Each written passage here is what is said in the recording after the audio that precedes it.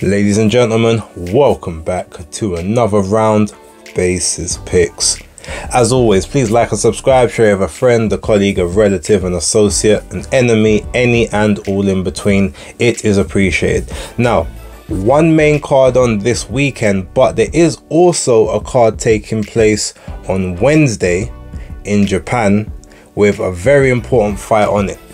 What I'm going to do, even though I will still do weekend wrap on Sunday as normal, I will definitely be making mention of my pick now, so that when the week goes through I can, you know, speak about that, obviously see whether I got things right or whether I got them wrong. There's a couple fights on the undercard here, but none that really, you know, interest me to a high level except Jack Cullen and Zach Chelli. So what I'm going to do is I'm just going to do my first segment. I'm going to list off the fights, maybe give 2 or 3 lines about each one and give my prediction. Then we're going to go to the main event. Then we're going to go to the main event of the card in Japan. So without further ado, let's get into the picks. Okay, so boxer card starting off. Let's have a look through the actual card itself and see where we get to. The first fight interesting for me is the Jack Massey against Steve Elondu and Tier fight. Now I would say the weigh in here was very interesting. Elondu is a much shorter guy than Jack Massey, but he looks pretty much up for it. Looks very intense. While I'm not expecting him to lay down, I do expect that sooner or later Jack Massey will get to him. It probably will be a bit later in the fight, as you know, guy looks a little bit sturdy, a little bit tough. So I'm actually thinking, if I'm going to be real, I think this might go distance. So I'm going to predict that Jack Massey wins a quite comfortable a distance fight here. Absolute best, maybe a late stoppage. Next up on the card is Karis Artenstall against Lila dos Santos Furtado. Now, she's a lady, only lost the fight to Raven Chapman. I think it was last year October they had a fight. It was at York Court. I remember I was there. Good. It was a nice little scrap. And was it October? It was October or November. It's one of those. Either way, she's back, and obviously I guess Karis Artenstall is looking to go one better by getting the stoppage against Furtado. To be honest, it is a possibility. Raven Chapman did get a dropper twice in that fight towards the back end of it, but she did start a bit late.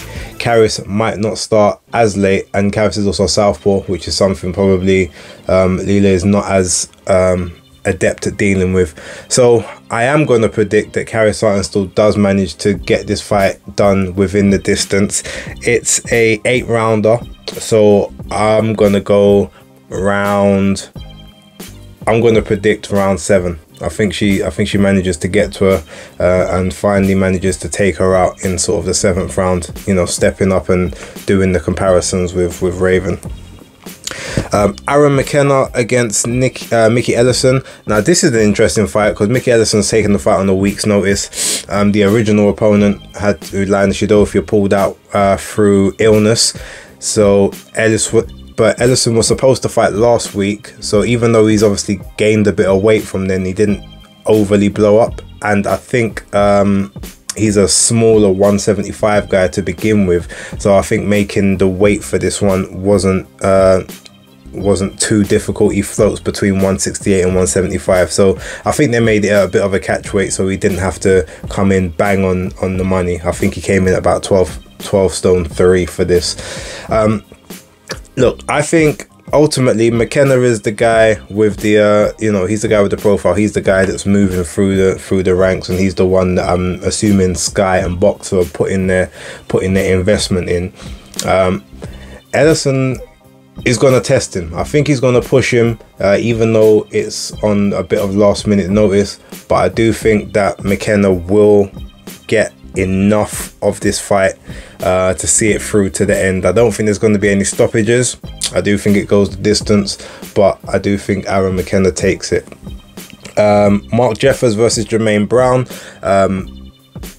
pretty good fight, pretty competitive. Ultimately, I do think Jeffers wins this. Funnily enough, Jermaine Brown lost to a guy that beat Anthony Yard's next opponent. The name escapes me, but I was going through the box recs the other day and having a just look to see if I could see any common opponents, and Jermaine Brown was actually in there. And yeah, the last guy to beat Anthony Yard's previous opponent, or his coming opponent, also beat Jermaine Brown about 2 years ago. So I found that fairly interesting, so which would also make me say, well, why didn't they pick that guy to face Anthony Yard? I think he was 16-0 with 8 KOs. I'm sure he would have been a much better choice. But that being said, you know, it is what it is. This isn't about Yard or anyone else. But yeah, I do think Mark Jeffers is going to win this. Fairly comfortable, but it's definitely getting the points. He's got 4 KOs in 16 bouts, 25% KO ratio. Jeffers is, Brown is competent. He's wily. I don't see him taking anything flush from Jeffers, quite frankly. Now, moving on to the main event of this portion, I guess we'll call it. You got Jack Cullen versus Zach Chelli. Now, Zach Chelli has been on a bit of almost a resurgence since the draw that he had with Cullen back in 2020. I think that happened during lockdown at Matchroom Square Garden. He's obviously, he's had some ups and downs. He's lost a couple of fights in his 17 bouts. He's lost 2 of the 17, drawn 1, which was the fight against Cullen. But you know, he's had some pretty decent victories over the last year or so, and also a very, what we might say is a bit of a controversial victory in his second to last bout against Jordan Grenam. The Mark Jeffers fight, which was just before Jordan Grenam. It was a unanimous decision, but a lot of people saw it and said it looked a lot closer than that. So it was a bit of a swing and a roundabout one, but Jeffers probably did enough to win, to be fair. Now, with that being said, you've got Jack Cullen, who I feel is definitely more of the puncher and I guess more of the boxer of the two. He's more of the operator, trying to sort of keep at range, keep the jab, keep the distance, and then walk his opponents onto, you know, most of the time onto a counter, right? Whether it's a hook or a straight, he normally seems to get that motion in. He's had obviously his ups and downs as of late, but he's another one who you can never really write him off. Now, you've got him who wants to control the pace and work at a bit of a slower pace than his opponent. Then you've also got Zach Chelli, who is a bit more of a frenetic guy, a bit more high volume, high energy, and wants you to basically work at a high pace and have a fight, have more of a tear up. In this instance, with no bias towards it, I think that ultimately it's going to come down to who can dictate and control the first 3 rounds. I do have a feeling that Jack Cullen will do well in the first round and possibly well in the second, but then I feel like the momentum will start turning from the third onwards, when, you know, he then starts having to work more than he really wants to, having to really start to sort of dig down and pick shots when he's not really ready to throw, thereby increasing the extra oxygen output that he's delivering. Ultimately, I think it's going to end up in a bit of a scrap from about round 4-5 onwards, and I do think that, unlike the first fight, Zach Chelli is going to do just enough ultimately to win through the fight and secure that Commonwealth title. I don't think it's going to end in a knockout. I do think it goes the distance, just like the last one, but I do think that Zach Chelli just outworks Jack Cullen on this particular occasion. So yeah, that's my prediction. I think it will be either a split or a majority decision to Zach Chelli. With that being said, let's move over to the main event. So in the main event, you've got Miss GB, Natasha Jonas versus Michaela Mayer. This is a pretty good fight. Look, both girls are not naturally 147 pounders, or in, you know, Natasha's case, 154 pounder, but they're also not 130 pounders either. It's quite clear that both of them were having to sacrifice a lot of themselves to make that weight, but they just did it because they could. I think Michaela probably would suit about 140 as a, you know, as an actual weight class, and I think Natasha probably suits 135 to 140 as well, but she can still make those weights fairly comfortably.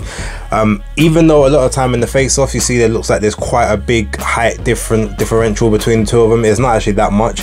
Natasha Jonas is about 5'7.5", 5'8". Michaela May is only about 5'9", but every time they've had a face-off, apart from today, Michaela's been wearing heels. Now today they did their face-off, obviously both wearing trainers. You can see they're a lot closer in height than most people actually thought. I actually also think that Natasha has the slightly longer reach out of the two. I'm not 100% sure on that one, don't quote me, but I think her arms are a little bit slightly longer in terms of reach, so that would be interesting. But there's a lot of things going against Natasha, and there's also a lot of things going against Michaela. This is all going to be about who is able to implement their advantages over the other person's disadvantages quicker. So let's look at the disadvantages for Natasha Jonas. Obviously she's the smaller, the naturally shorter girl, I should say, maybe not smaller, but she's the naturally shorter girl. Not sure about the reach, but Michaela I definitely think has a better jab than she does, especially the stab jab. Michaela also has a better work rate than Natasha does. It looks like she probably got a better gas tank in that sense. But let's look at her pros to Michaela's cons. So she's got the power over Michaela, she's got the better technique over Michaela, and she's got the southpaw stance, which Michaela has never fought as a pro. She's fought a couple southpaws as an amateur, but never as a pro. So that in itself is going to be something that she's going to have to contend with, whereas for Natasha Jonas, fighting an orthodox fighter is just like any other day of the week to her. So also she's got the more vast experience at the higher levels when it comes to the pro game, and also even the amateurs. She had a lot more amateur fights than Michaela Mayer did. Another big disadvantage for Michaela Mayer, which we won't know about until fight night, is the fact that even though she's gradually been stepping up in weight, she went from 130 to 135, then 142, now 147. We don't know what she's going to be like at pace at these weight classes, you know, against someone who physically will be very strong in the ring. We know how much Natasha Jonas struggled against Marie-Eve Decaire, based on just the size of Marie and how difficult that fight was for her. Even though she was able to land and obviously win the fight fairly convincing, it did take a lot out of her. Well, this is Michaela Mayer's chance to see that. Now she's got a big frame, so she should be able to carry the weight better, and she looks a lot better than she did when I saw her down at the first press conference. She's lost a lot of weight since then, and she's looking in really good condition now. But with that being said, she's never operated for 20 minutes at this level, especially in a high intensity, a high output, high volume fight. So that's all going to be stuff that she's got to deal with then and there on the spot. Those are her disadvantages. How do I see this fight playing out? Main thing, I think that in the first round, this is going to be about who takes the center of the ring and who makes the other person move. Now, quite frankly, looking at Natasha Jonas, I think she's going to be a lot more economical with her work rate and also with her movement. So I think she's going to plant herself in center ring for the majority of the first couple of rounds, and she's going to stick out that jab. She's going to aim, I think she's going to aim to target Michaela's body, especially in the first couple of rounds. Maybe she might throw the backhand up top every now and then, but I feel like the body is where she's going to be aiming her first set of shots, especially in those early rounds. Michaela's going to be popping that jab, and if she can establish a very strong rhythm with the jab that can unsettle Natasha, especially if she jabs over the top of Natasha's jab, that is going to cause big major problems for Natasha, provided her jab doesn't land to the solar plexus before Michaela's jab ends up landing to their head. Ultimately, I think this fight is gonna end up in close quarters. Michaela Mayer doesn't like to really fight on the outside. She does it well, but she likes to get into a tear up, especially when she feels as if her opponent's got maybe a size or an advantage against her, or people laud them as being a bit of a puncher or a bit of a bully. She wants to go on the inside and prove that she can be just as explosive and frenetic. But in that moment, I think that's where the danger comes with Jonas. Her being a smaller girl, even though, yeah, you can maybe dig to the body, you're gonna have to bend down to get those shots in. As you're bending down, you can get Natasha sweeping uppercuts, sweeping left hooks, even sweeping right hooks or straight rights, you know, to Michaela's face. And I feel like there's going to be enough of a power differential that when they are working on the inside, Michaela Mayer probably will be looking like she's taking more of the damage than Jonas is. That being said, Jonas has got to watch out for head clashes with Michaela Mayer.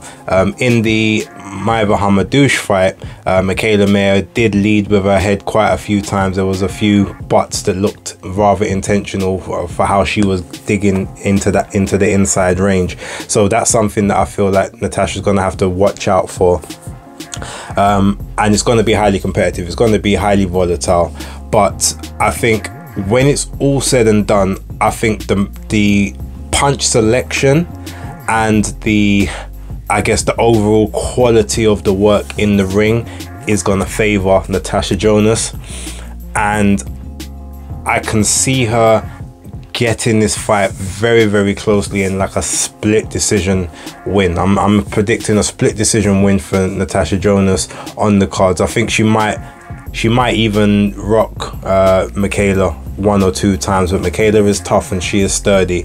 But again, if she gets into a rhythm and gets that work rate moving from early, then this is her fight. But I just think that's not, I think Natasha's gonna negate a lot of that, and just the southpaw thing is going to be too much to overcome in your first big opportunity with it. So I do give it to Natasha, and I am predicting for her to win by split decision victory. Okay, so lastly, there is a Taken Promotions card which is promoted by Ahikiko Honda, Mr. Honda from Taken Promotions. And this is happening Wednesday morning, and it will be featuring Kenshiro Teraji, aka the Amazing Boy, and he's taking on mandatory challenger Carlos Canizales. On the undercard of this is Tenshin Nasukawa. He's facing Luis Robles Pacheco. Now, anyone who will know Tenshin will probably know that he was the first person that Floyd Mayweather fought in those exhibition bouts that he started back in like 2019, I think it was. Tenshin was the kickboxer that he took place in Japan, and yeah, Floyd knocked him out quite brutally in that fight. So yeah, but I assume Tenshin will win this. This is his third pro boxing debut. I mean, his third pro boxing fight. I expect him to actually get his first KO in this one. He's been getting closer and closer to it in the fights. The first two, I think he was trying to manage his energy to make sure that he could go the rounds, because he was stepping on the gas at some point. But I think he was slowing down. He was cognizant of, you know, the energy he was expending. His movement isn't great at the moment. He still is falling into kickboxer habits, crossing his feet, and, you know, maybe not in the correct stance for boxing. But I'm assuming he hasn't had a fight in a little while, so he's probably been in the gym trying to correct all of that. So I do expect him to get his first stoppage. On the undercard is Artem Dalakian against Saigo Yuri Akoy. I don't know much about Saigo, I'm gonna be real. I've seen the name and I think I've seen highlights of one of his fights, but ultimately I expect Dalakian to come through this one. I know Sonny Edwards still is looking to see Dalakian if he ever you know, comes back to the fore. I think that he's got some kind of promotional ties or co-promotional ties to Queensbury Promotion, so I'm hoping that, yeah, that they can have that fight between him and Sonny at some point, or even him and Martinez, you know, hopefully. Anyway, let's move on to the main event. Kenshiro Teraji versus Carlos Canizales. Look, everyone knows Yes, I do have a slight bias against, or a slight bias with, I should say, my fellow Capricorns, because I know the kind of mentality that they possess. I know the type of heart, the type of drive they have, and just the type of attitude they exude. That being said, Kenshiro is very much a consummate elite level pro, arguably top 3 ever like Japanese fighter in the code of boxing. There's arguments that he's, well, in the current day you could say he's maybe number 2, just behind Naoya Inoue, and then obviously that possibly maybe top 3, top 5 all time. That's not a conversation I can delve too deep into. That's not my total remit, but you know, of the guys I know and that I've seen from that region, he is one of the special ones. That being said, Carlos Canizales is a guy that is got power. He's got power, but he's very economical. It's weird for someone. I think he's from Venezuela. Yeah, he's from Venezuela, but he's not really an all action type guy. He's more of a sit back, a pure boxer, a counter puncher. You know, he'll just sit back, wait for his moments, throw a shot out, and if he gets you hurt, then he'll jump on you, as opposed to actually, like, you know, going for the gusto, similar to what the Mexicans and the Colombians and the Argentinians will do. Well, I feel the counter punching could work in his favor, because Kenshiro likes to lead the dancer. He likes to try and be first and third, but in those moments he can have moments where he doesn't bring his arms back to defensive positions, or he will rather than using his arms to try and defend, he'll hit you and then he'll sort of jump back, even sometimes in a straight line, sometimes laterally, but he'll try and use his feet to get out of danger, as opposed to using his arms for protection. And these could be the moments when he ends up coming unstuck from someone like Canizales, who is a pretty competent and a pretty good counter puncher. That being said, their power is fairly comparable, and you've got Kenshiro Teraji, he hasn't got the best knockout ratio. It's like he's 22-1 with 14 KOs, but I think his last 4 fights have all been via KOs, so he's getting back to that sort of level. This one, ultimately, I do think, you know, him being at home, he's used to being the home fighter, he's used to that crowd, he's used to understanding the dynamics, and he knows what to expect there. And I do think that just based on his skill sets, his elite level, and his will to win and to be, you know, and to just to sort of go all out and to prove that he is the best at light fly, I do see him taking this fight. But I don't see him getting a stoppage like he has been getting. I see him being able, I see him going the distance. So I see this one being a 12-round, maybe not a war, but like a chess battle, a tactical match, especially in the first half, with maybe some bigger shots flying towards the end. But I do see him doing enough to take this one on a unanimous decision. So yeah, leave your comments down below. Let me know what you think. Thank you very much for watching this one. Like, subscribe, and share as always. And that is Base Picks locked.